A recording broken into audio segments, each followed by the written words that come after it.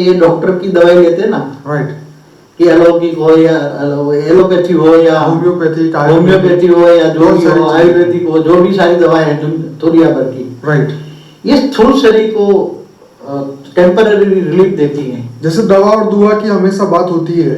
हाँ, तो दवा और दुआ में दो क्या डिफरेंस है समझ लो। दवा स्थूल शरीर को ठीक करता है, ठीक है, और दुआ तुम्हारे सूक्ष्म शरीर को ठीक करता है। राइट, मगर कारण शरीर को तो तुम्हारा पावर चाहिए। कारण शरीर को ठीक करने के लिए वो परम लाइट चाहिए, डिवाइन लाइट चाहिए। कैसी लाइट चाहिए? ये जैसे इलेक्ट्रिक शॉक देते तो कोई कोई कारण शरीर चार्ज नहीं होगा। हाँ, कई लोग कैंसर में देते हैं ना, क्या देते हैं? हाँ, वो होते हैं, नहीं, मगर कैंसर में तो उसका कारण शरीर डिफेक्टिव होता है, राइट, और कारण शरीर एक जन्म में इफेक्ट नहीं होता, अनेकों जन्म के बाद कारण शरीर बहुत इफेक्ट होता है। हाँ, और उसके सेल डिस्चार्ज हो जाते हैं। कारण शरीर के सेल डिस्चार्ज माना, जो आकाश तत्व की जो बॉडी है, वो जो सेल है, एक एक आकाश तत्व का सेल है, राइट, वो सेल के अंदर नेगेटिविटी भर जाना, मतलब पॉजिटिविटी खत्म हो जाना। ओके, तो वो सेल को तुम रिपेयर कैसे करोगे?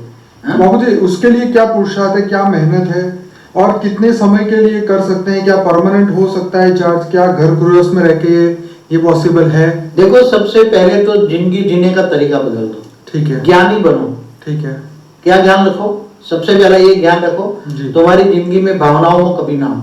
ठीक है, और रोग शोक जो होता है उससे दूर रहना है, तो शोक से पहले दूर रखो। ठीक है, जितना शोक करोगे इतने रोग आएगा। ये तो सत्य बात है। इसी टेंशन वाली कोई कमाई ना करो, टेंशन वाला कोई कर्म ना करो। ठीक है, जो टेंशन वाले कर्म करते हैं, कोई भी प्रकार का टेंशन वाला कोई कर्म ना करो।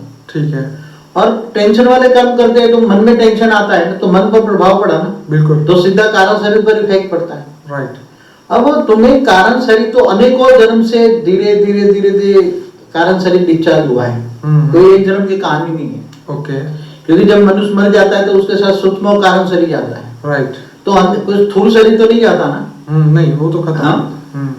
तो क्या बाबूजी ये आत्मा के अंदर समा जाते हैं? नहीं, आत्मा के अंदर तो सूक्ष्म शरीर समाना बहुत मुश्किल है। ओके, उसकी भी चाहे तो समा सकता है, निराकारी स्टेज में शरीर समाकर कर सकते हैं, मगर ये सूक्ष्म शरीर को समाना बहुत मुश्किल है।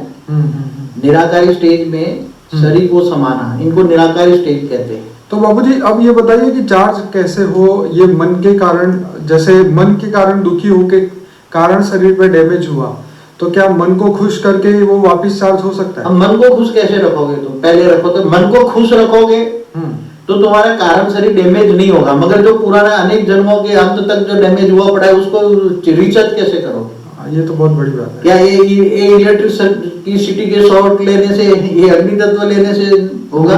नहीं होगा। वो तो डिवाइन लाइट चाहिए। क्या चाहिए? आत्मा में पावर चाहिए ना, आत्मा का तत्व चाहिए, मतलब ये हुई ना, परम तत्व चाहिए, परम लाइट चाहिए, डिवाइन लाइट चाहिए। आत्मा में पावर आएगा तो कारण शरीर चार्ज होगा। बिल्कुल। अब आत्मा में कब पावर आएगी? पहले तुम मन को खुश रखो तो तुम्हारा कारण शरीर डिफेक्ट नहीं होगा। और फुल दवाइयों से तो कुछ नहीं होगा, दुआ भी लगेगी तो तुम्हारा सूक्ष्म शरीर ठीक होगा, मगर कारण शरीर तो तुम्हें खुद को, मन को, खुद आत्मा को ही उसका उपाय ढूंढना पड़ेगा। आत्मा को ज्ञान चाहिए, कारण शरीर चार्ज करने के लिए आत्मा को ज्ञान चाहिए। कौन सा ज्ञान चाहिए? तो बाबूजी किन आत्माओं का ये हो सकता है? देखो, जैसे हर कोई जो मनुष्य आत्मा है